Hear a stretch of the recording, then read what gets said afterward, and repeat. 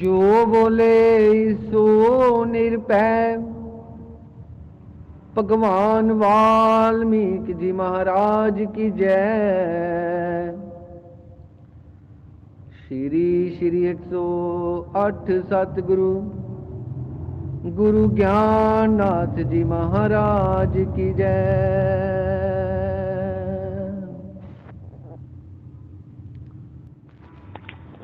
ਅੱਜ ਹਰ ਇੱਕ ਜੀਵ ਆਪਣੇ ਆਪ ਨੂੰ ਵਿਦਵਾਨ ਦੱਸਦਾ ਹੈ, ਸ਼ਕਤੀਵਾਨ ਦੱਸਦਾ ਹੈ, ਬਲਵਾਨ ਦੱਸਦਾ ਹੈ। ਮੇਰੇ ਤੋਂ ਜ਼ਿਆਦਾ ਕੋਈ ਧਨਵਾਨ ਨਹੀਂ, ਮੇਰੇ ਤੋਂ ਉੱਤੇ ਕੋਈ ਵਿਦਵਾਨ ਹੀ ਨਹੀਂ।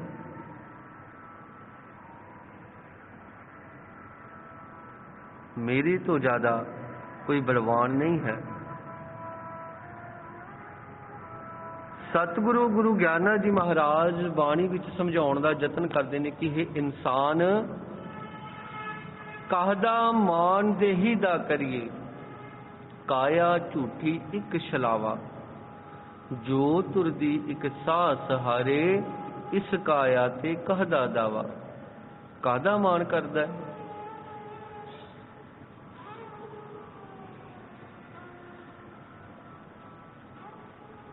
ਇੱਕ ਸੈਕਿੰਡ ਤੈਨੂੰ ਸਾਹ ਨਾ ਆਵੇ, ਤੇਰੇ ਸਵਾਸਾਂ ਦੀ ਡੋਰ ਟੁੱਟ ਜਾਵੇ, ਤੂੰ ਕਿੰਨਾ ਵੀ ਬਲੀ ਏ, ਕਿੰਨਾ ਵੀ ਤੂੰ ਧਨੀ ਏ, ਕਿੰਨਾ ਵੀ ਤੂੰ ਵਿਦਵਾਨ ਏ, ਇੱਕ ਸੈਕਿੰਡ ਦੇ ਵਿੱਚ ਤੈਨੂੰ ਪਤਾ ਲੱਗ ਜਾਵੇ ਕਿ ਤੂੰ ਇੱਕ ਖਾਕ ਏ, ਮਿੱਟੀ ਏ, ਤੂੰ ਤੇ ਇੱਕ ਬੁਲਬੁਲਾ ਏ ਪਾਣੀ ਦਾ। ਤੂੰ ਆਖਦਾ ਏ ਕਿ ਮੈਂ ਵਿਦਵਾਨ ਹਾਂ, ਬਲਵਾਨ ਹਾਂ, ਮੈਂ ਧਨਵਾਨ ਹਾਂ। ਸਤਿਗੁਰੂ ਗੁਰੂ ਗਿਆਨਾ ਜੀ ਮਹਾਰਾਜ ਬਾਣੀ ਵਿੱਚ ਪਾਵਨ ਸ਼ਲੋਕ ਦੇ ਰਾਹੀਂ ਸਾਡੀ ਅਗਿਆਨਤਾ ਨੂੰ ਸੱਟ ਮਾਰਦੇ ਨੇ। ਕੀ ਲਿਖਦੇ ਨੇ ਸਤਿਗੁਰੂ ਜੀ? ਇਹ ਜੀਵ ਬ੍ਰਹਮ ਦੀ ਅੰਸ਼ ਹੈ, ਈਸ਼ਵਰ ਦੀ ਸੰਤਾਨ, ਸ਼ਬਦ ਗੁਰੂ ਬਿਨ ਖਾਕੀ ਪੁਤਲਾ, ਭਟਕ ਰਿਹਾ ਬਲਵਾਨ।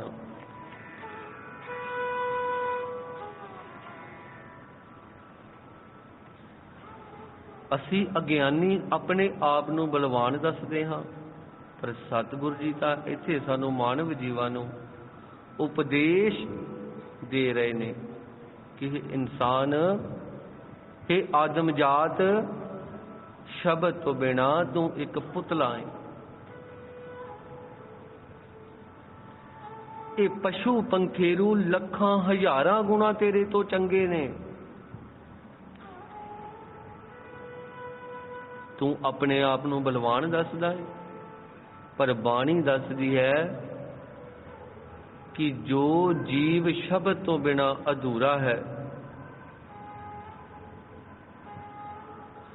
ਜਿਸ ਜੀਵ ਦੇ ਕੋਲ ਸ਼ਬਦ ਦੀ ਵਡਮੁੱਲੀ ਦਾਤ ਨਹੀਂ ਹੈ,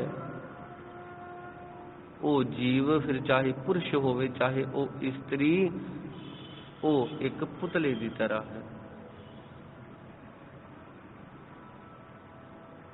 ਆਓ ਹਰ ਰੋਜ਼ ਦੀ ਤਰ੍ਹਾਂ ਸਤਿਗੁਰੂ ਗੁਰੂ ਗਿਆਨਨਾਥ ਮਹਾਰਾਜ ਜੀ ਦੇ ਪ੍ਰਕਾਸ਼ ਪੁਰਬ ਨੂੰ ਮੁੱਖ ਰੱਖਦਿਆਂ ਉਸ ਸਫ਼ਰ ਦੇ ਨਾਲ ਜੁੜੀਏ, ਸਤਿਗੁਰੂ ਗੁਰੂ ਗਿਆਨਨਾਥ ਮਹਾਰਾਜ ਜੀ ਦੀ ਜੀਵਨੀ ਦੇ ਨਾਲ ਜੁੜੀਏ। ਬਾਣੀ ਵਿੱਚ ਆਪ ਜੀ ਨੇ ਸਤਿਗੁਰੂ ਜੀ ਦੇ ਬਾਲ ਅਵਸਥਾ ਦੇ ਚੋਜ ਸਰਵਣ ਕੀਤੇ। ਕਿਵੇਂ? ਸਤਿਗੁਰੂ ਗੁਰੂ ਗਿਆਨਾ ਜੀ ਮਹਾਰਾਜ ਬਾਲ ਅਵਸਥਾ ਦੇ ਵਿੱਚ ਸਾਡੇ ਵਰਗੇ ਕਲਯੁਗੀ ਜੀਵਾਂ ਦਾ ਕਿਵੇਂ ਉਧਾਰ ਕਰਦੇ ਨੇ।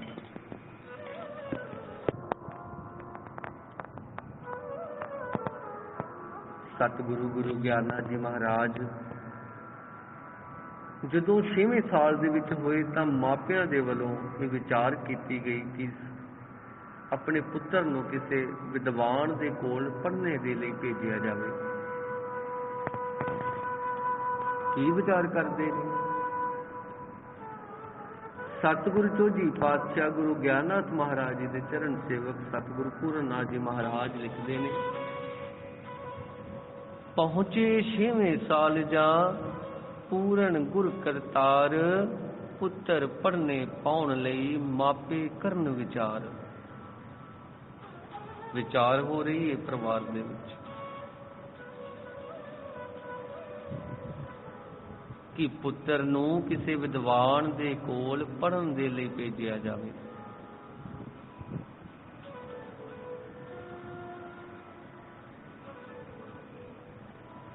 किवें महाराज रानी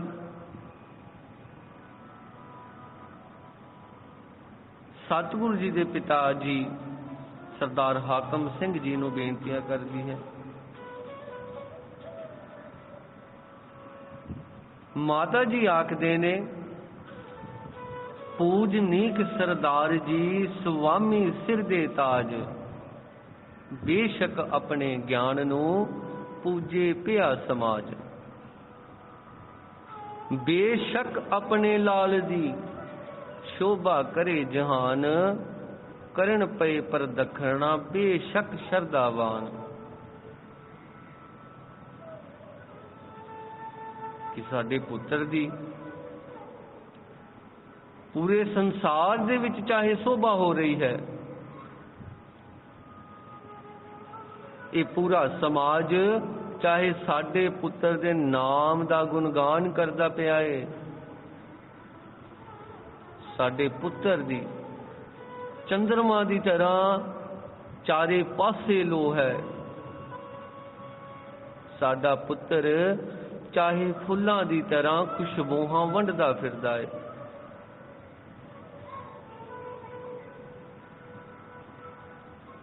पर हे प्यारे पति जी, मेरे हिरदे दी विचार है कि साडा पुत्र इल्म दे 4 अखर पढ़ लवे। आ देखो कोई अपने नगर दे विच कोई विद्वान जिहड़ा अपने ज्ञान नूं विद्या दा दान दे सके।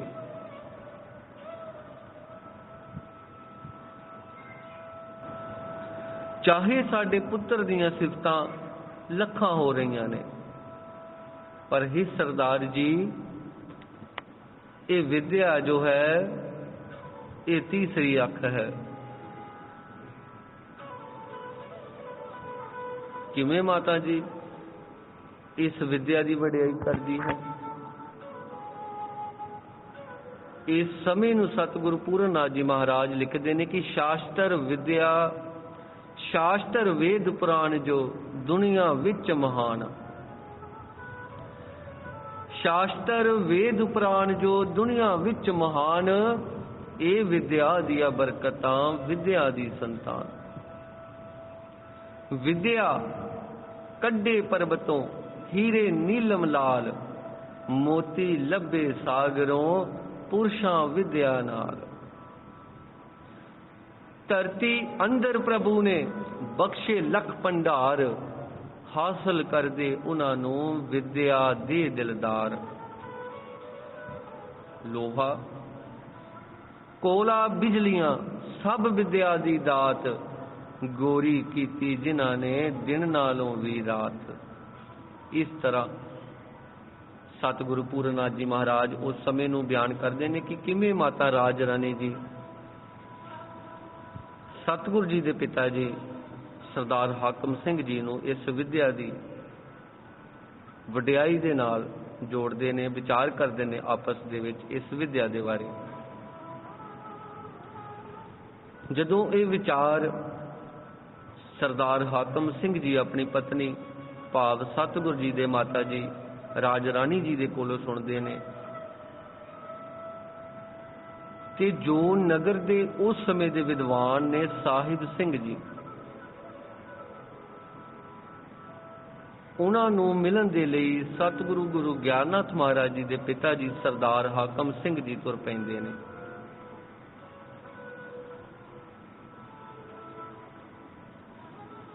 सतगुरु गुरु ग्यारनाथ जी महाराज उन्होंने चरण सेवक सतगुरु पूरन नाथ जी महाराज लिखते हैं, साहिब सिंह जो संत सन करदे विद्या दान, पूरन आग्या लई उन्हां तो हाकम सिंह गुणवान। पहुंच जाते ने सतगुरु जी दे कोल। सतगुरु जी के पिता जी पहुंच जाते हैं साहिब सिंह जी के कोल। उस समय जो विद्यालय सी साहिब सिंह जी गुरुद्वारे दे विच लगाउंदे सन।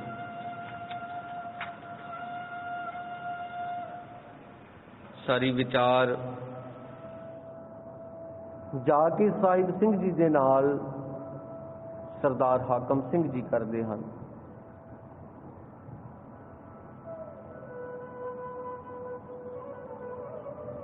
साहिब सिंह जी आखते हैं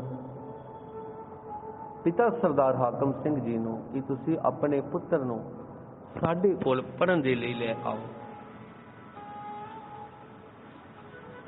सो प्यारी साध संगत जीओ, समा हो गया उस परमात्मा दे नाम की आरती का।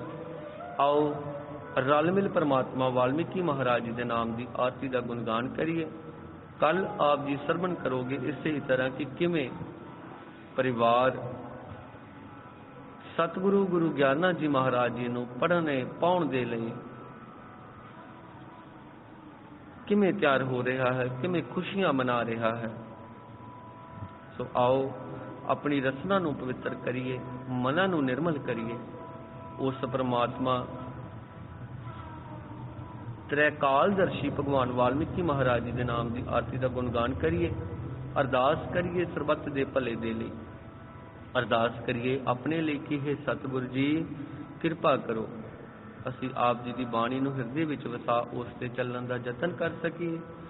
कृपा करो हे सतगुरु जी शब्द गुरु की वडमुली दात सानू बख्शिश हो जावे। अरदास करियो दास दे लई कि हर रोज सतगुरु जी अपार सेवा लै रहे ने अपने सिख सेवकों के कोलों। इसी तरह सतगुरु जी रहिंदियां सवासां तक सेवा लेंदे रहन। जो बोले सो निरपै। भगवान वाल्मीकि महाराज की जय। श्री श्री 108 सतगुरु गुरु ज्ञाननाथ जी महाराज की जय। बोलो रे भाई सब संतन की जय।